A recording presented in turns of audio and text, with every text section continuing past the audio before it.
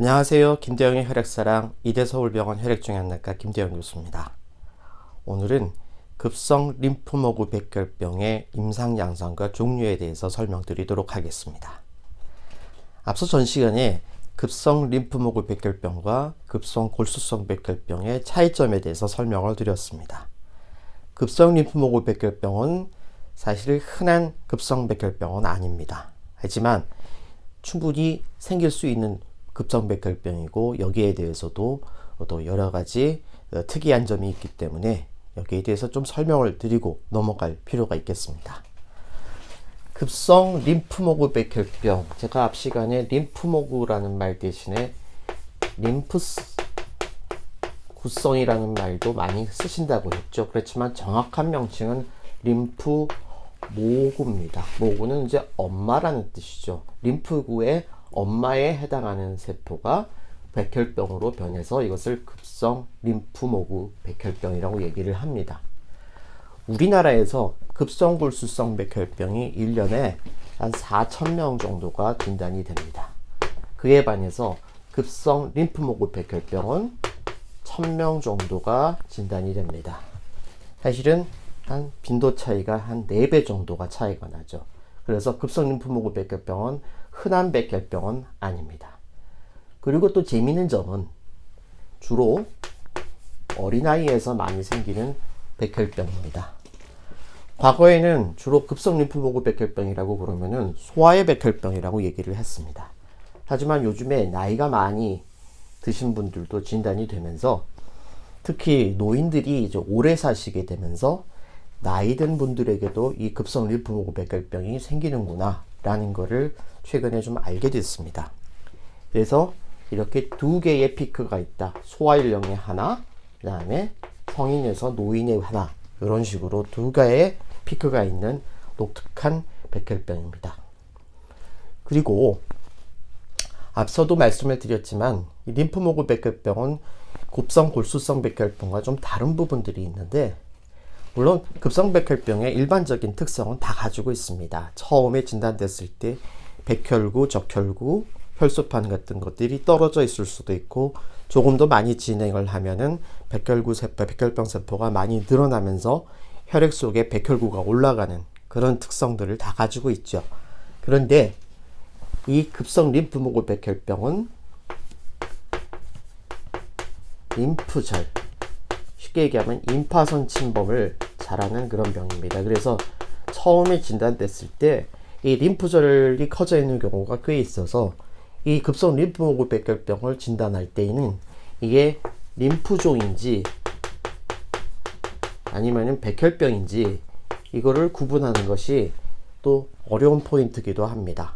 그래서 이걸 구분할 때의 중심적인 부분은 골수 검사를 해서 골수 검사에서 모세포, 즉 아세포가 기준에 따라 조금 다르지만 20%를 사용하는 경우도 있고 25%를 사용하는 경우도 있습니다. 이 이상 되는 경우를 이제 급성 림프모구 백혈병이라고 하고, 이거보다 더 낮을 경우에는 이제 림프종으로 분류를 하기도 합니다. 근데 림프종으로 분류가 되더라도 치료는 급성 림프모구 백혈병과 비슷한 경우가 많습니다. 그래서 여기에 대해서는 반드시 담당 교수님과 잘 상의하시고 담당 교수님의 결정을 따라 주시기 바랍니다. 또 급성 골수성 백혈병과 조금 다른 점은 처음 진단될 때에 뇌 또는 뇌척수액 쪽에 침범을 해 있는 경우가 많아요. 그래서 처음 진단 때 그리고 중간에 치료하는 과정에서 반드시 뇌척수액 검사를 하기도 하고, 또 침범이 없어도 예방적으로 항암제를 척수강에 투입하기도 합니다. 그래서 이러한 것들이 급성 림프모구 백혈병이 급성 골수성 백혈병과 조금 다른 점입니다. 이 급성 림프모구 백혈병은 뒤에 또 자세히 설명을 드리겠지만 이 필라델피아 염색체라는 거에 의해서 크게 두 가지로 나뉩니다. 필라델피아 염색체라는 건 뭐냐면요, 사람의 몸 안에 있는 모든 세포에는 핵이 있고 핵 속에 이렇게 염색체라는 유전 정보가 들어가 있는데 사람은 총 46개의 염색체가 들어있어요. 이 중에서 물론 성염색체, XY 염색체도 같이 들어있죠. 근데 이 염색체 중에서 9번째와 22번째 염색체가 이렇게 모양이 이쁘게 돼 있어야 되는데 이 중에서 일부가 끊어지면서 서로 자리를 바꾸는 현상이 일어나게 됩니다. 그래서 이런 거를 9번, 22번 염색체가 위치가 바뀌었다, 전이됐다 이렇게 얘기를 합니다. 복잡한 말로는 트랜스로케이션 9번, 22번이라고 얘기를 하고 유전자 검사에서는 이 각각에 해당하는 유전자가 BCR, ABL이기 때문에 이게 두 개가 붙어서 BCR, ABL 전이가 됐다, 트랜스로케이션이 일어났다 그렇게 얘기를 합니다. 근데 이거를 처음에 발견한 사람이 미국 필라델피아 대학에 있는 분이고 그래서 그분의 이름을 따서 필라델피아 염색체 이렇게 얘기를 합니다. 이 필라델피아 염색체가 있는 경우와 없는 경우가 굉장히 큰 치료 방법의 차이를 보입니다.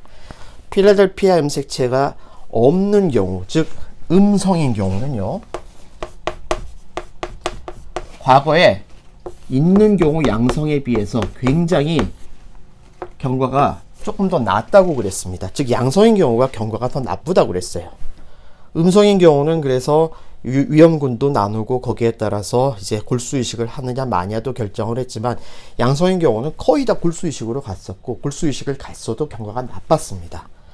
그런데 이 트랜스로케이션 9번, 22번 BCR-ABL 필라델피아 염색체가 있는 분에게 사용할 수 있는 표적 치료제 특효약이 개발되면서 이 약을 쓴 이후부터는 필라델피아 양성 급성 림프모그 백혈병의 치료가 획기적으로 바뀌게 됩니다. 그래서 지금은 이 필라델피아 양성 급성 림프모그 백혈병에는 전부 다 이 표적 치료제를 사용하게 돼 있고 그리고 일부 환자는 이 표적 치료제를 사용하고서 골수 이식 없이도 심지어 필라델피아 음성보다도 더 좋은 결과를 보이게 됩니다.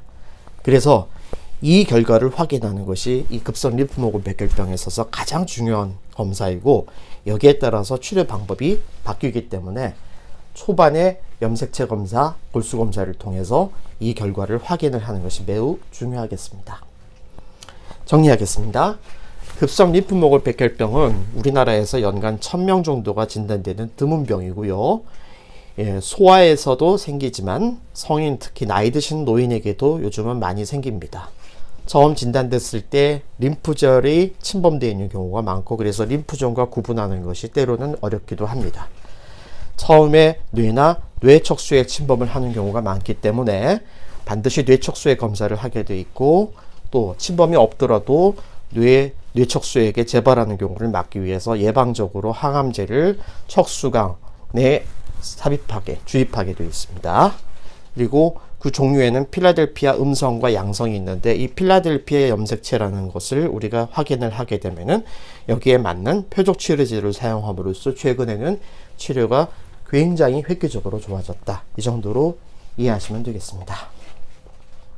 오늘도 혈액질환으로 치료하시는 우리 환우분들과 그 가족들의 건강과 행복을 기원합니다. 감사합니다.